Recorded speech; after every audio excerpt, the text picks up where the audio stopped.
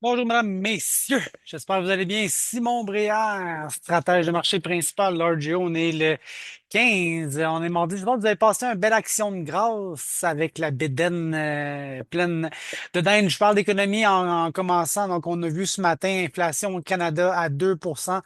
Ça a été... en fait, non, c'est moins que ça. C'était 1,6. Ça, ça doit pas être bien à jour.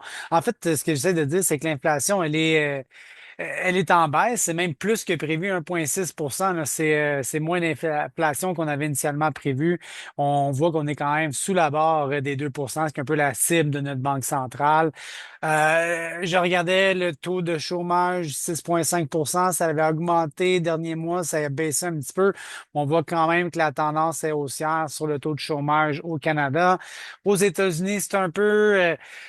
bon, il y a quand même des choses qui sont similaires, même s'il y a des différences. Le 4,1 de taux de chômage, c'est un peu plus faible. C'est deux fois qu'ils réduisent. Donc, on se demande si la Fed va avoir tous les outils nécessaires pour baisser les taux. L'inflation, là aussi, elle est en baisse, quoi qu'elle est un peu moins marquée qu'ici au Canada. Donc, 2,4. Je vous donne l'indice des prix à la consommation, l'IPC, ou en anglais, on dit le CPI.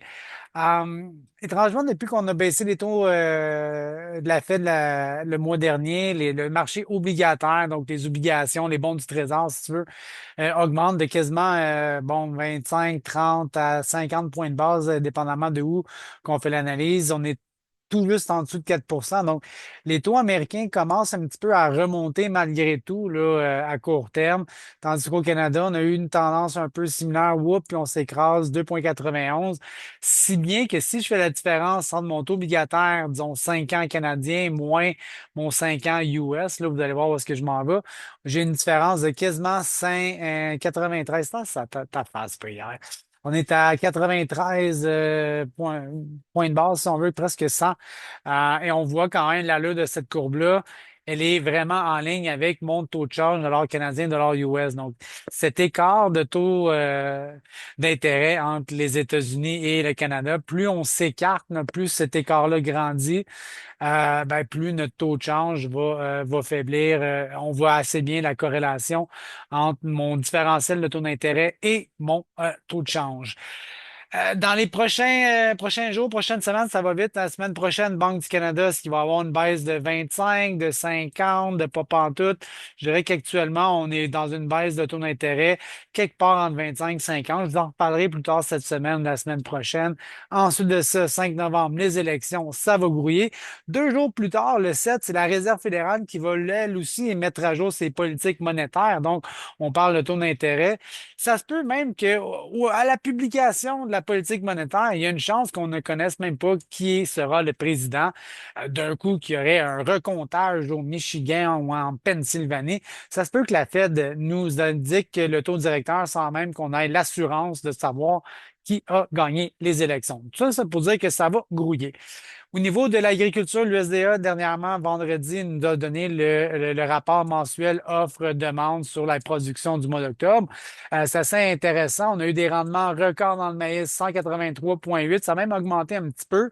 On voit l'ajustement sur les bilans, pas beaucoup de changements au niveau des superficies, un peu plus de rendement que le mois d'avant. Des changements plutôt accessoires. Finalement, on est à 2 milliards de boissons, les inventaires de faim. C'est un petit peu moins que prévu, mais quand même, c'est suffisant pour faire face à la demande.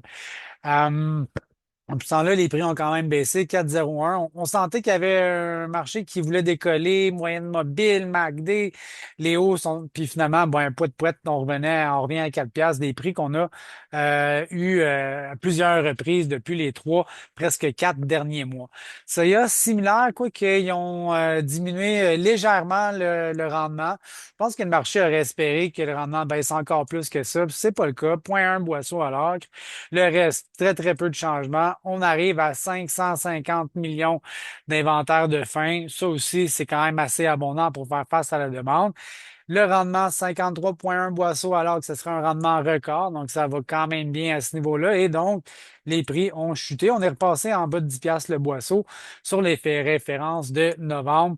des prix qui sont, on a déjà connu plus faible au mois d'août, mais quand même, là, on avait là aussi un marché qui voulait augmenter, puis finalement, ben, on s'écrase, on se bute le nez à des niveaux assez importants. On est à 9,91 actuellement. Météo, progression des récoltes, je pense que c'est une des raisons qui explique la baisse du prix des récoltes. On va regarder ça ensemble au niveau du maïs qui est récolté. 47% est récolté alors qu'on est à 39 normalement à ce temps-ci de l'année. Donc, on voit que les récoltes ont avancé assez rapidement depuis une semaine, 2 semaines même. 47, quasiment la moitié de fait. On a peut-être une semaine d'avance. Dans le soya, 67 versus 51. Là aussi, beaucoup d'avance, probablement une semaine, 10 jours d'avance. Ce qui explique ça, évidemment, c'est que la météo a été très clémente, à part certains endroits, peut-être au nord, et il annonce encore de la belle météo, si on veut, avec de la chaleur, très peu ou, bon, de manière raisonnable de précipitations. On ne se dirige pas vers une récolte. En fait, la moitié est faite. Peut-être que le dernier 10% va être plus compliqué, on verra, mais pour le moment, ça va très bien. Ça l'explique probablement la pression sur les prix. Ça y est, en Amérique du Sud, ça va quand même bien. On semblait qu'il y avait avoir un petit retard quand même. On le voit ici, là, sortez votre loupe, mais il est là quand même. Mais ça devrait s'accélérer dans les prochaines semaines. Normalement, je voudrais avoir aux alentours de l'Halloween, là, à peu près à ce niveau-là, je voudrais être la moitié de semé, donc 50% d'ici l'Halloween au niveau du soya brésilien. On se dirige vers là tranquillement. On attendait des cartes météo qui soient plus pluvieuses, ben on les a pour les 2 prochaines semaines. Donc, techniquement, ça va bien, disons-le comme ça. Ça va pas extrêmement mal, ça va bien. Ça explique la pression qu'on voit à la bourse. Fait que voilà pour aujourd'hui. Je vous dis bonne fin de journée. On se reparle. À bientôt. Bye bye.